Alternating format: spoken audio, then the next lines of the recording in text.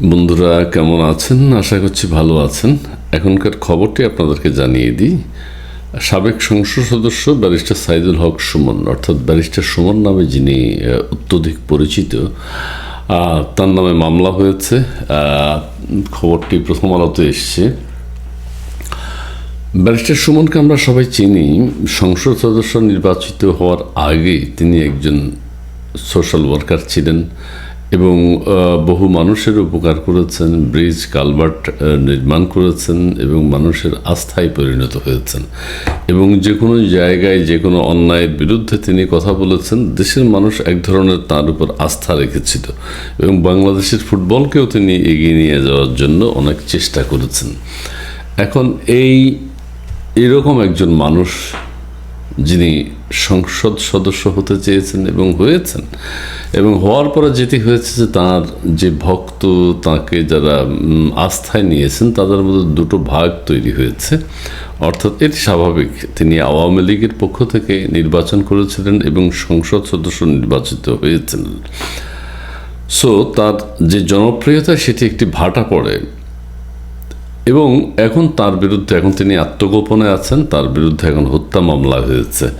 একটু যদি পড়ে শোনাই আপনাদেরকে। বৈষম্য বিরোধী ছাত্র আন্দোলনের সময় ছাত্র জনতার উপর হামলা চালানোর অভিযোগে সাবেক সংসদ সদস্য সৈয়দ সাইদুল হক সহ, তিনি ব্যারিস্টার সুমন নামে পরিচিত, 97 জনের নামে হবিগঞ্জের চুনারুঘাট থানায় মামলা হয়েছে।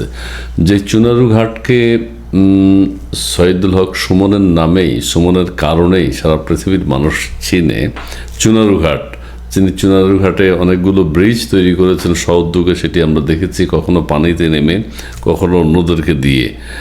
সেই চুনারুঘাট যার কারণে এত পরিচিতি পেয়েছে, সেই চুনারুঘাটেই এখন ব্যারিস্টার সুমনের নামে মামলা হয়েছে। মামলায় অজ্ঞাত পরিচয়ে আরও 150 থেকে 200 জনকে আসামি করা হয়। তার নামে মামলা হয়েছে। চুনারুঘাট থানার কর্মকর্তা, যিনি ওসি রয়েছেন, ভারপ্রাপ্ত কর্মকর্তা, তিনি এর সত্যতা স্বীকার করেছেন।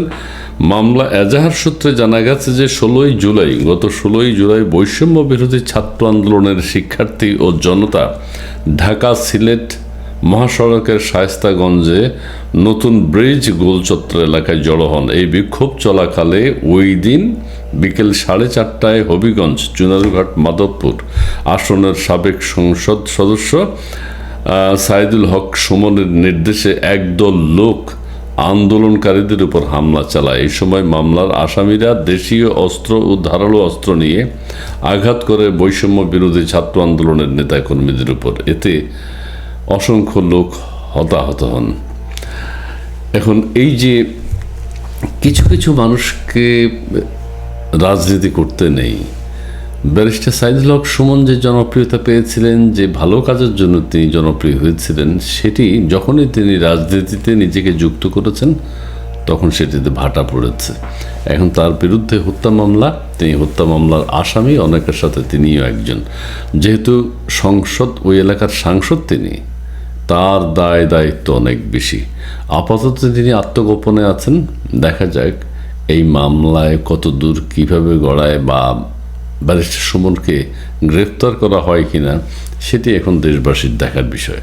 প্রিয় দর্শক, ভালো থাকবেন, সুস্থ থাকবেন। ধন্যবাদ সবাইকে।